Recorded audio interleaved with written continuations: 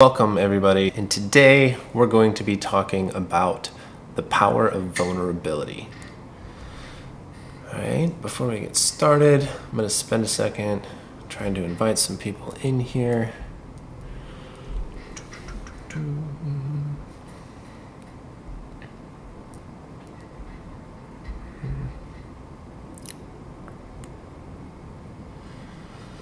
Alright, so welcome everyone. As I mentioned, today we're going to be talking about the power of vulnerability. So a lot of today's conversation is going to be coming from Brene Brown's work. If you're unfamiliar with her, she is a fantastic psychologist. Go ahead and put her up on the big screen. So she's kind of become the authority on the idea of there's power in vulnerability. She spent about 10 years dedicated to the study of this particular word, and she wrote a book about it. So what does that mean, power and vulnerability? Well, first, let's start with the stereotype, the logical fallacy. Most people, I feel like, have this idea about vulnerability that if you have it, it makes you weak. That if you have a vulnerability, you should quickly work on either hiding it or fixing it. Well, that's to try to say that you are capable even of being perfect, right? And nobody is capable of being perfect. It's absolutely impossible. But that's okay, all right? Hey, welcome, Joshua. How you doing? Good, man. It's glad to be here. Right on. We're talking about vulnerability today. This is one I definitely know that you can have some offerings in. Oh goodness, I'm feeling Are you feeling vulnerable right now? present, hopefully. Well, thank you for joining either way. So back to the power of vulnerability. All right, so again, the idea is that a lot of people have this unhealthy relationship with what vulnerability is. They, in the wild, being vulnerable means to die. But we don't live where, we're no longer running around on the plains in danger of predators. So vulnerability has evolved much like humans have. And now it's actually the secret to a lot of these things that people struggle with, like joy and happiness, connection, right? Because to be vulnerable is to say, like, I can't do this alone. I need some help. Or to say that, like, I'm flawed and maybe you can offer me something. So I want to read a couple quotes today from Brene Brown herself. Starting with the top off this website, I'm using a website called 1000lights.com. So the first one I want to mention today, vulnerability is the birthplace of love, belonging, joy, courage, empathy, and creativity. It is the source of hope, empathy, accountability, and authenticity. So those are some really powerful words. It's a lot. That's a lot of character hinged on this one idea. The idea that one can be vulnerable and that it's not a bad thing. As an artist, I really resonate with the idea of creativity coming from a place of vulnerability. It is very often that the works that I have the most fear or resignation around when I'm creating it that get the most draw and attention afterwards. It's funny how that works. Can you relate at all to any of that, Joshua?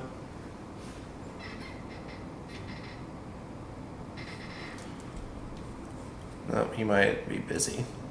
That's all right. Actually, can relate. Yeah, I was trying to play with my shoes and walk outside. Yeah, it's getting late. All right. Well, I'll give you a minute while you're doing that. I really like the idea too that vulnerability creates empathy, and more so than just regular empathy. I feel like vulnerability actually creates actionable empathy, because if you have the ability to look at your inherent character flaws or things that you don't really like about yourself in a objective manner, I mean, A, that's extremely vulnerable, but B, that will give you the details in the quote unquote work order, if you will, that will help you get out of these situations. These situations that vulnerability actually keeps, or not being vulnerable will actually keep you in. You know, it's like, I think we all maybe at some point in our life can identify with not having had the ability to speak up about something that they were going through or something traumatic that happened.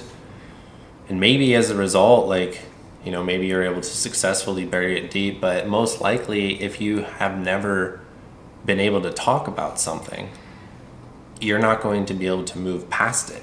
And so it's your invulnerability that is keeping that thing present with you.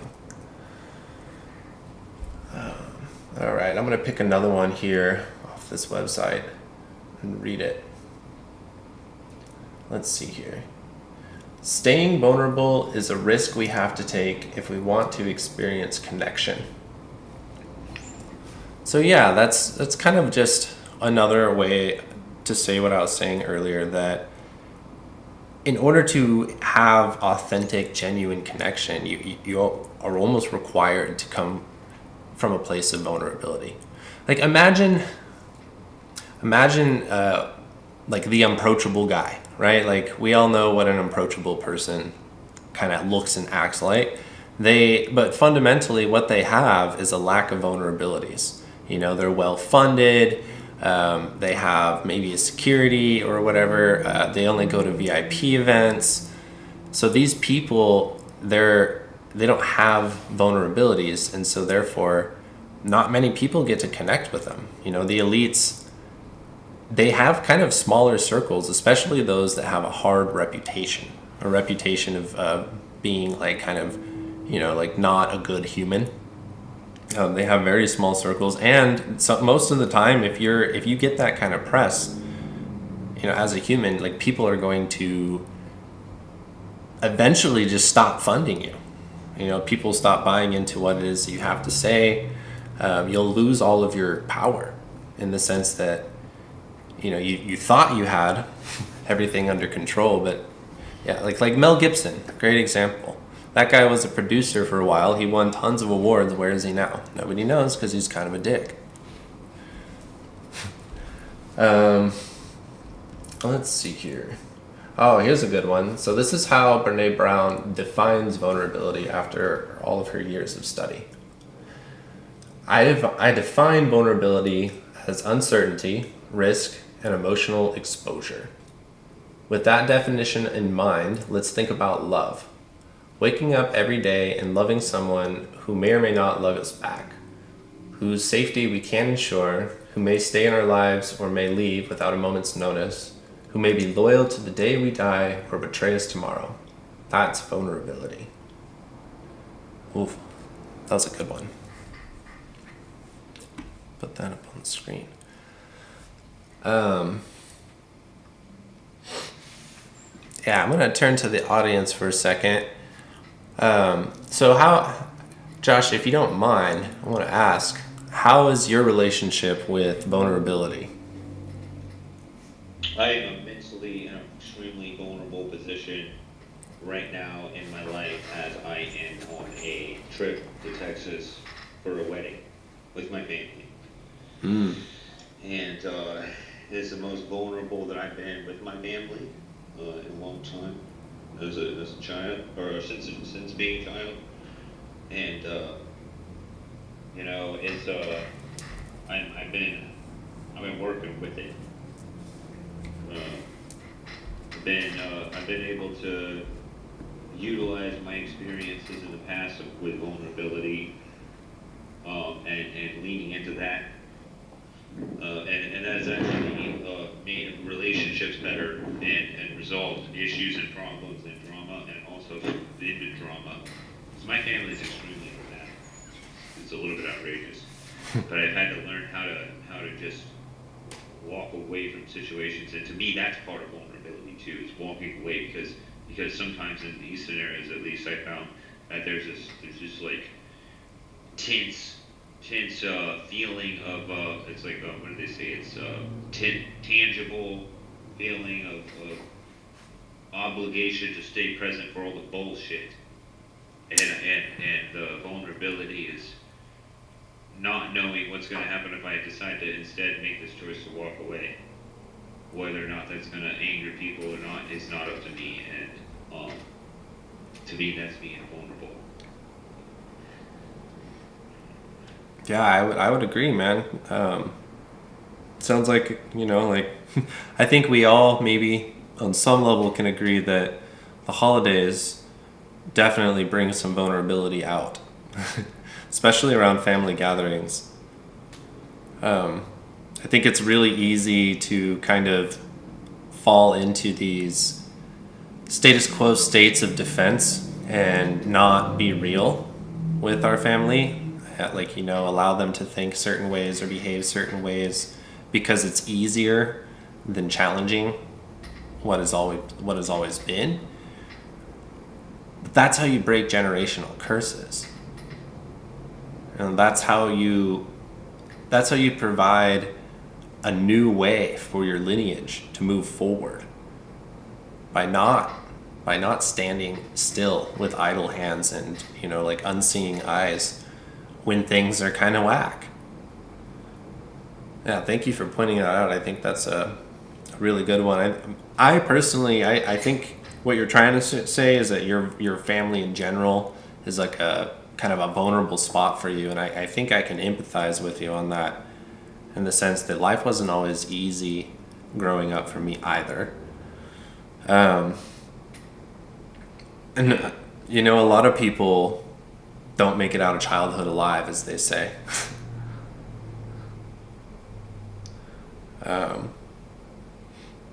I've noticed though that it seems like there's like two options that we have. Obviously that's a gross oversimplification because this is life we're talking about, but I feel like there's two real hard directions that you can choose, or somewhere between the ages of like 18 and like 30, depending on how fast you develop. But like insurance says, it's right around 25, that magic time in life where you start to gain real hindsight. Right there, I feel like you're given two options. You can either A, look back at your track record and objectively look at your family and go, okay, I'm going to make some changes. Or B, you can kind of fall into whatever inheritance, like whatever character flaws or whatever it was that was pushed onto you as a child before you could really understand why, or like what that is. A lot of people that end up stuck in the corporate loop and like in this unhappy office job, like they choose the path to not be vulnerable. Whatever mechanisms it is that their parents had, like they completely inherit them and kind of give up any chance for growth through vulnerability, really. Yeah. I feel like I definitely lived a little bit like that when I was in the military. I feel like I had to like kind of sacrifice a lot of vulnerability so that I could always be like mission ready and highly capable. But like I feel like that right there, that brainwashing that happened that took away my ability to be vulnerable, is why like U.S. sailors, or U.S. just in general, U.S. Sorry, I'm getting a little worked up here. Armed forces, they commit suicide more than like any other demographic from job description. That's real. And I work with a lot of veterans that have this issue, that it's PTSD, which to me, that like all PTSD means is that I have yet to be vulnerable enough to deal with my trauma, to deal with my situations. I'm choosing, instead of to deal with it, to live it. And not all of it's like that. I don't want to be completely unkind. I think that there's definitely some situations, things you can see, smell, taste, touch that just stick with you. But even those things can be worked on through talking about it, being vulnerable, like having empathy with other people, sharing peer-to-peer experience.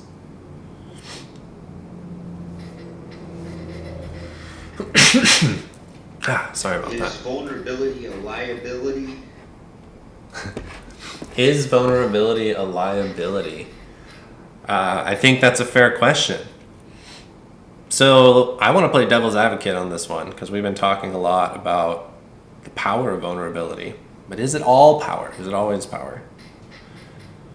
Well, I would say that willful ignorance is a type of vulnerability, and I don't know if that is a good call. Willful ignorance being like living in a bad, like historically bad neighborhood with some bad statistics on crime and not locking your door. You know, like that just seems like an unnecessary vulnerability. There's also self-sabotaging vulnerability, right? Like some people, Oversharing. like me right now. I wouldn't constitute that. No. Yeah, that can be a vulnerability, oversharing, especially when you're oversharing no substance. You know, like you're oversharing distractions, if you will. Yeah, they call that in the South whistling Dixie. Whistling Dixie. I like that. The euphemisms from the South, man, they're always so much fun. Basically, a rambling man. It's not as it's interesting because that is a quality that is actually typically stigmatized more in men than it is women, but it's by a good reason. Evolutionarily, it makes sense to stigmatize oversharing like that and over talking because people, there's a saying that goes, loose lips sink ships. Mm. Yeah, I've heard that one before. Yeah, and I feel like that is kind of a generational thing. That our parents did some good work on, to be honest, because if you look at where we were, say, 3 generations ago, there was like law about don't ask, don't tell. People weren't counted as full people. Like there was a lot of crazy ideas in reality around being oppressed or oppression. I mean, there still are. It's when you got 7 billion people on the planet, it's hard to create fair and even playing ground. I do think it's possible. It's just hard. And we have come a long way, but I do see that still, like it's kind of taken a less racial or politically charged stance, but his cancel culture is kind of, you could almost say that's like a dramatic idea behind oversharing. Oh, I'm interested to hear more elaborate, or hear you elaborate on that. Well, I mean, oversharing isn't just about talking too much. In a public eye, there are a series of thoughts and words that if you share, that would be considered oversharing, and that can ruin your image, sometimes your career. We've seen it happen to quite a few people recently. It's almost like a repeat of the 1920s blacklists. You know, where like if you were a commie, then nobody would work with you. And so all somebody had to do is convince the world you were a commie and you're screwed. So, in a way, it's almost as if there's a social government that's not the quote-unquote government. I mean, yeah, we could definitely get into that. our government is like, I guess you could say they suffer from a lack of being vulnerable, in the sense that even the stuff that they reveal to us 50 years after the fact, like the top secret documents when they get declassified, more than half of that is blacked out, and the half that's there is speculatory and mostly not true. So like, having worked in that industry, like in Intel, I can say without getting myself in trouble that the truth is scrubbed. I think that that's common knowledge. And a lot of it's put under the guise of let's protect our troops, but not everything that is scrubbed is necessarily, like they'll scrub the number of people that died in an incident, even like enemies, they'll scrub the number of shots fired or rockets fired.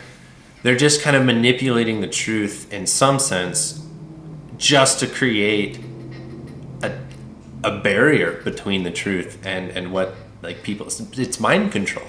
It's mind control. They want people to think that every incident is a little bit not as bad as the reality. Yeah, also, I think that an important component of love, health, and happiness is the ability to discern this element. And I think that is kind of, I think what you were saying earlier about that dance with willful ignorance is that I know in my past I've been looking away from things that logically I know add up to love, health, and happiness. So it's interesting because even though logic isn't a part of this equation, it does take logic to look at information and say what has been gathered from the past and take that information and make good choices with it. I think that's part of love, health, and happiness as well. It's just simply taking data and making good decisions based off the data. Yeah. Right. Yeah, I wish I could remember who said this, but a quote that I'm a fan of right now, so I definitely need to look it up probably after the show, is that most people run their lives under the guise that they are thinking machines that sometimes feel, when in fact we are feeling machines that sometimes think. And I think that when you think, that's your time to change your beliefs, which will then change your feelings, which will then change your actions. And so the times that you are thinking, that's when you're kind of realigning your autopilot, which is what you're going to have when you're out there in the world making reactions. Well, I've recently been kind of contemplating on the differences between thinking and thoughting. And this was presented to me in Landmark. And they're saying that a lot of times there's spiritual teachers who say that you need to stop thinking. And they say that that's actually not the case, is that the thinking doesn't happen until you stop thoughting. And they say that the thoughting is what they're talking about, but the thinking is where the mind becomes, like you're saying, calculating and constructing and deconstructing. It becomes auditing. It's an auditing situation in which resolving and resolution is coming to, and rectification. And so I think that there are certain ways to speed this process up, but generally I think it happen from, like they said, stopping the thoughting, because the thinking can't happen until once the thoughting stops. But that's interesting. It sounds funny in English. We don't even think that's a word. It would be underlined in red probably if you wrote it in Microsoft. Right. But to me it makes sense because I think there's a reason why the book Think and Grow Rich is called that. Well, in English, there's this like weird caveat because we've gotten so far into slang and jargon where if it has a kind of Latin suffix and prefixes, you can almost finagle a word at any moment.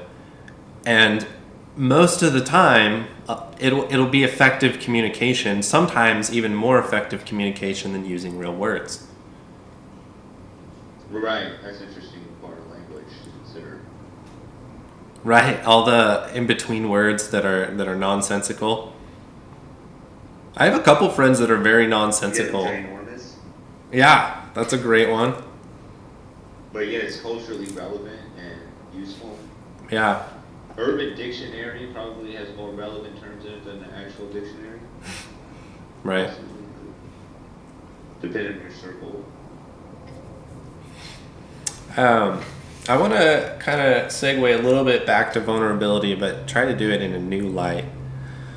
So I want to talk, since we kind of were a little bit in politics, I want to talk about the division that I see in our nation and in our beliefs, and how I feel that vulnerability is actually going to be one of the keys that creates common ground again, that kind of ends this tyrannical, like division of people through propaganda and often lies, just like straight up misinformation, which is crazy.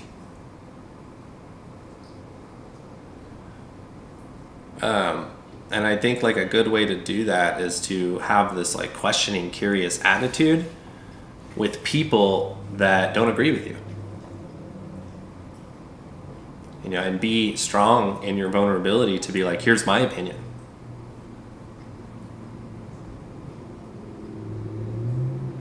What do you got to say about that, Joshua? I see you trying to flicker in. Got it.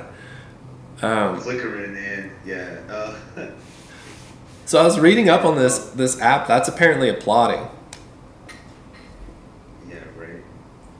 Yeah. So, well, I don't know, man. It seems as though if people, that could be so many ways, but what's coming up really busting out of the surface for me right now is that for some of the people that have done things, to be vulnerable will mean they're going in prison or death penalties. Publicly. Hugely. And that's the real vulnerability that I see occurring. And that sucks to see. I'm not even saying I think they deserve to die. I'm just saying that that's what in our society we do for those types of things, those what do they call it, trespasses. Wait, run that back. So to see the vulnerability of that occur, and when that truth comes out publicly, and when everybody who thinks they have beliefs and what do they call it, has loyalties or they're loyal to this cause or that person, or they're a fan of this or that show or that TV celebrity or this and that. The more that this stuff comes public with the vulnerability, that's, it's going to change everything. I think that it's going to force everybody to become so vulnerable, because they're going to have to admit within themselves that they were all along supporting people that were, had these things that are punishable by those that I mentioned. Right, that occurred. So when those things start to come out more, I think culturally, politically, we'll have a big shift.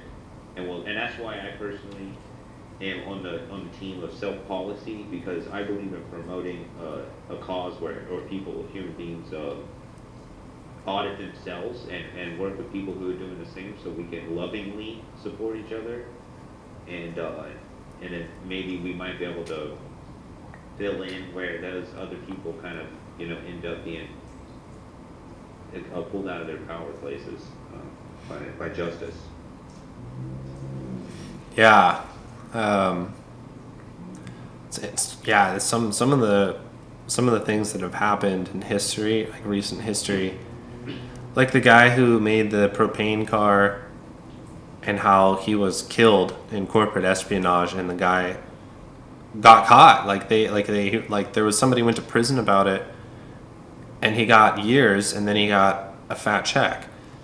And so, they didn't even have the decency in that particular case to, try to even hide the truth. They're just like, yeah, if you compete with us, we'll kill you. And so, in a world where that happens, yeah, vulnerability can be scary. Not every secret holds the power to the right kind of vulnerability, right? If you got a bad Yeah, hip, that's true. nobody needs to know that vulnerability, really. Right, and understanding how the enemy works. It's so unfortunate we live in a time of spiritual warfare. It's like I really always want to just be like, hey, I can be ignorant to the world and continue to try to live in a very, very overly inflated happiness. But I really seek to be happy, given why I'm in a love, health, and happiness talk here. And I get that it's every day that the world is throwing something on us that's trying to eliminate these out of our lives, love, health, and happiness. So it's like, that's crazy to me that that happens to be the world. If you don't live in that world, then God bless you. You know, I hope that everything's amazing and beautiful. I'm working on that myself, and I just think it's worth knowing that, like, at the end of the day, it's going to have to be the self that pulls the self into that position of life, not other people. You can't rely on a government or a politician or even a corporate like CEO to put you in that position. I think that brought up a good point in my mind. Besides, like, we've talked a lot about the good side of vulnerability, but I'm the gray mage because I bring balance. So I am going to spend a little bit of time talking about some of the potential pitfalls with vulnerability, besides just, like innate danger, right? You don't want to put yourself in danger by being that kind of vulnerable. And so, like, in today's society, I guess I'm really trying to say, if you want to have more friends and like more kindership, be vulnerable about your struggle, be vulnerable about your limitations, and be vulnerable about your own character flaws. Those things are going to do nothing but create like some empathy, or it'll create an immediate rejection of who you are, in which case, good for you, you just saved a bunch of time. That person is not ready to have a connection with you. Because I think that one of the biggest powers of vulnerability is the amount of time you save. Because if you're going to have a real relationship with somebody, at some point, those things inside of you that make you vulnerable will show up. And not in a good way. Not in a, hey, I've kind of let you know I'm working on these things and now it shows up kind of way. But now it's more of a, hey, I'm an alcoholic and it's in your face because I punched a hole in your wall. And like, that's a lot harder to come back from, right? Like, maybe the whole situation could be avoided if a person has empathy from who you are. Maybe they won't allow you to get drunk if you were vulnerable and you're like, hey, I have a bad relationship with booze. Then when you go over to their house, they're not going to be like, yo, man, have this beer. Like, vulnerability, Yeah, well, that's a really real. like in a social environment, that is always great. I think vulnerability about your physical safety is unwise. And there's this, I'm going to dub it, there's this idea I'm creating called, I'm going to call it toxic vulnerability, where you're vulnerable for the sake of being vulnerable, right? Like, you don't want to give up your power just because you're finding that all these people are enjoying your vulnerability. They're not even necessarily enjoying it. That's a total charade facade. Right. Talk more about People that. are actually holding space for it. And how do you see that in the world? It's better to care for than to be cared for.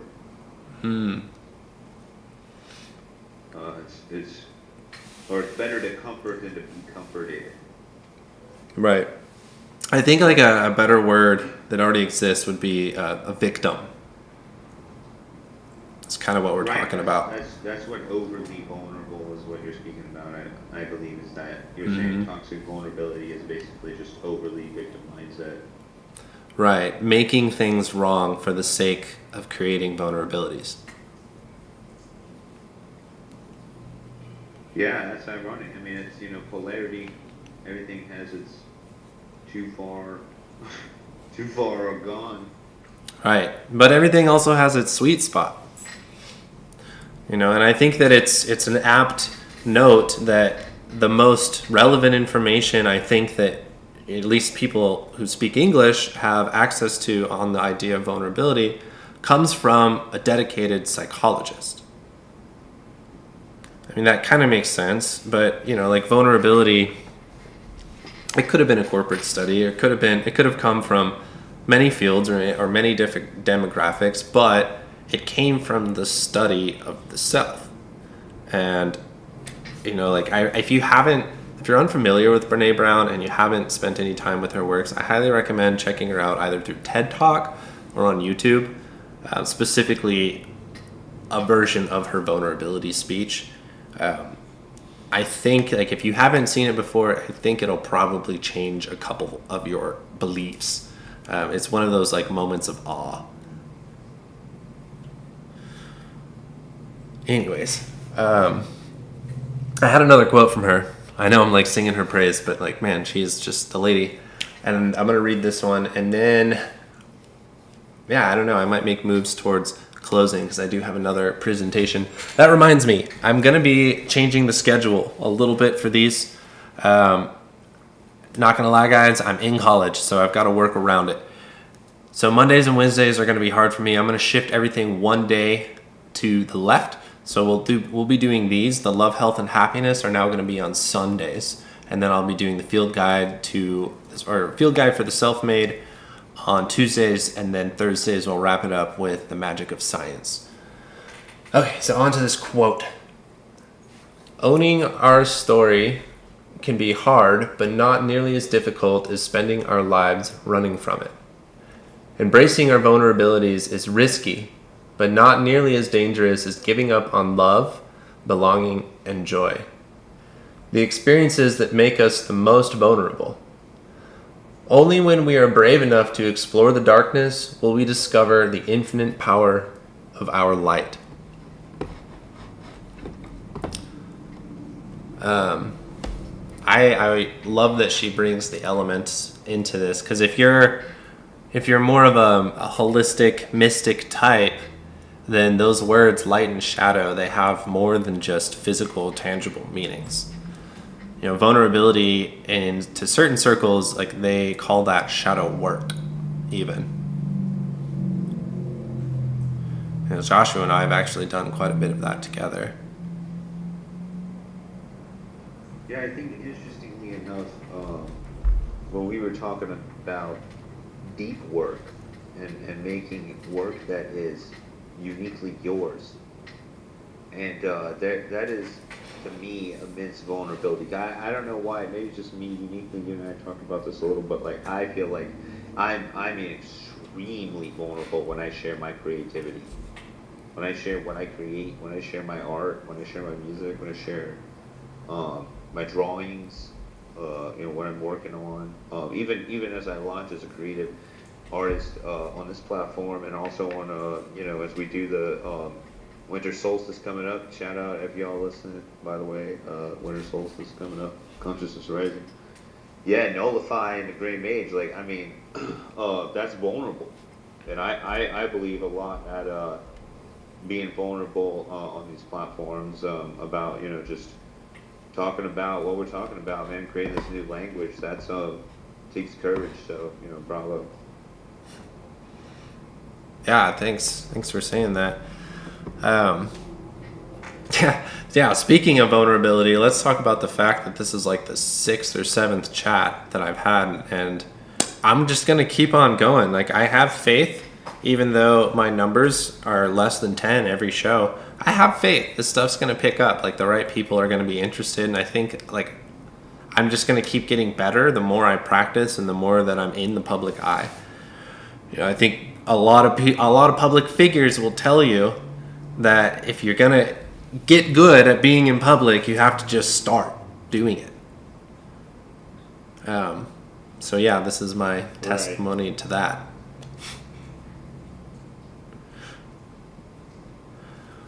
Yeah, and every time I spend a lot of time by myself and then go back in public around people, I always feel extra weird. Why is that?